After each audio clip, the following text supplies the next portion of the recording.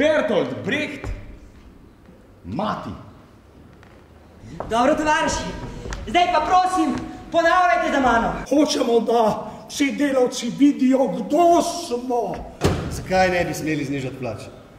Saj nisi izkoriščevalec, lahko ga dojameš. Morali bi vso to kramo pometati naravnost v morje. Knjige, stroje, naravnost v Črno morje, tam, kjer je najbolj globoko. Uprite se z nami. Še zadnjič v tem večeru, tovarišica Pelageja Vlasova, mati!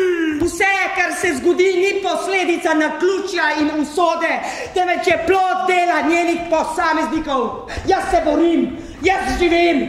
Ravnodušnost je neodločnost, je zajedavstvo, je strahopetnost in ni življenje.